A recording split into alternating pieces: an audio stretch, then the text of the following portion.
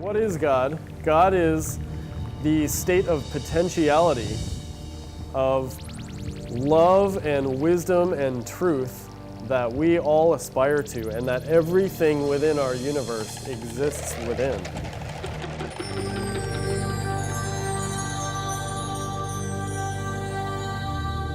Time is actually simultaneous in nature, which is easier to understand from a higher dimensional level. It's more of an intangible concept down here because our experience of time is not particularly rhythmic. It seems to move in a linear fashion. There's a lot of misunderstandings that come out of this, this manifest illusion too. You know, even the Mayan calendar and the fact that it ends, it's measuring a rhythm and a cycle. So, but if someone has a perception of time as being linear, when they see a cyclical rhythm, they aren't going to understand what that means. So when it comes to the end of one cycle and begins another, all of this confusion about, oh, doomsday, is the earth gonna end? Is all this stuff gonna? No, it's not gonna happen. That's not what the point of this is. You know what? I just totally lost the train of thought there too. Talking about rhythm, time cycle, the process of being born. So there is actually a process linked to which DNA strands activate at which points of our lives, and what that implies for when we can begin the process of embodying our soul, literally, for example.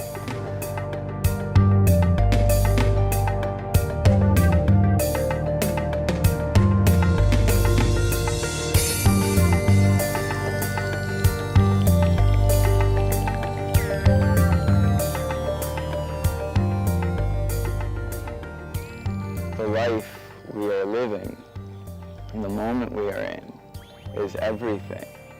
But it's also how we choose to see and how we choose to interpret that. I know that from my experience, the spiritual life is the only one that has felt real. So if I'm asked about what matters more in the real world, I would have to say that placing higher concerns above material body and wealth is the only way to understand the world we're living in.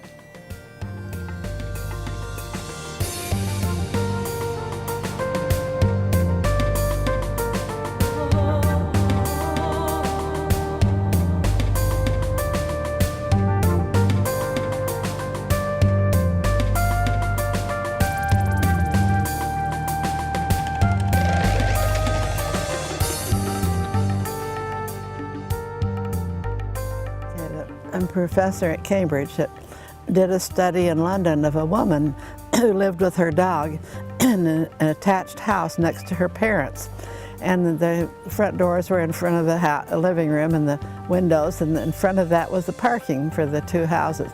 And whenever she went out for any length of time, she'd leave the dog with her parents so they could walk it or feed it or whatever needed to be done. But whenever she turned in to park in front, the dog was at the front window. And she thought, it must hear the tires turning in and come to meet me. So they took her off in their van, not her car, and they set up synchronized cameras, one in the parents' living room facing the front window, one on her in the van. And they drove her around London for 3 or 4 hours.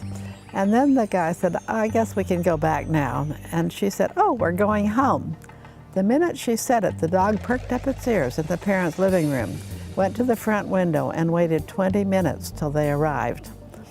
I think that was a good study that was scientifically done.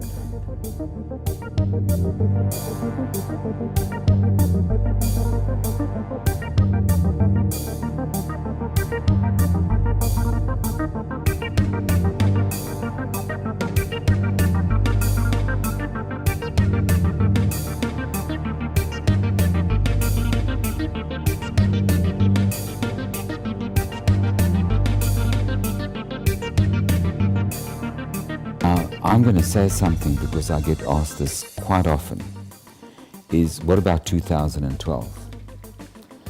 and everybody's waiting for this kind of happening, or somebody's going to come down, or somebody's going to pop up and say, look at this. I don't think it's that at all. I think it's the whole world is going to get to a point, much like they did with Galileo, when Galileo stood up and said the earth is round and not flat. That was a huge shift for the human consciousness. And that's exactly what's going to happen in 2012. They're going to wake up. It's already started, I can see this. The way people are speaking and the way they are asking questions, it suddenly happens. It's a process to doing this. It's the process to coming to that moment of reality. And they're going to wake up one morning, and it's the same as if the world is now around and not flat.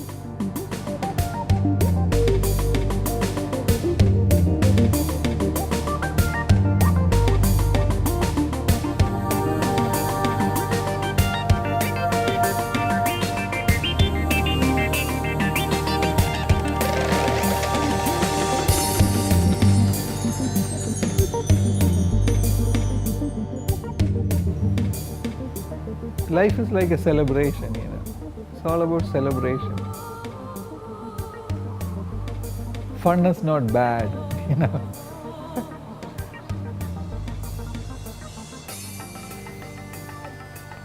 Once we start talking about these things, you know, it's become very sensitive, you know. It's very sensitive. It's like, it's very hard to be in a point where you don't have any opinion, you know. Yeah. But if you look at the state of bliss, it's beyond any standpoint, perception, opinion, analysis and judgment, you know. It's beyond that, you know. It's like this, you just watch a movie and you just see something, I mean, you are just cracking up, you are just laughing, you know. You are fully present, you are fully there, you know. And you are not even thinking and you are not having any opinion, I mean, you are just there, you know, you are fully, and you don't know how to describe it, or you can't recreate it, you know. Next time you see that movie, it may not happen, you know.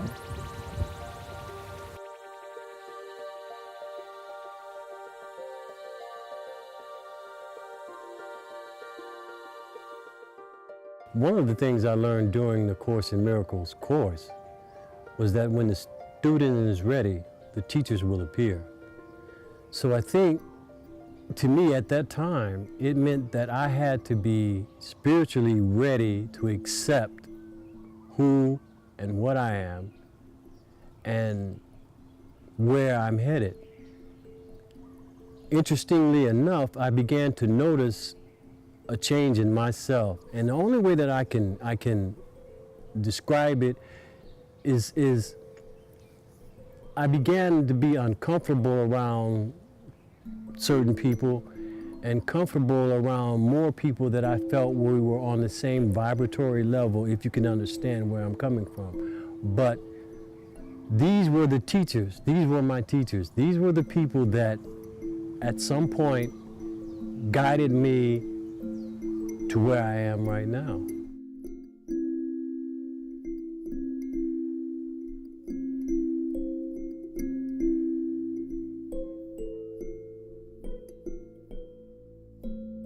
Any act can be a spiritual act, but there's a Zen koan that says, what do you do when you're enlightened? The answer is chop wood and carry water, because we still need to take care of our bodies, we still need to take care of the bodies of those around us.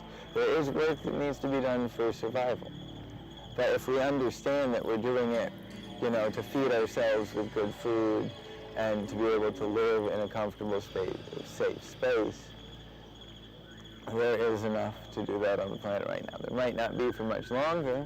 We keep destroying more and more of it, but, you know, it's like, what else are we going to do but try to get along?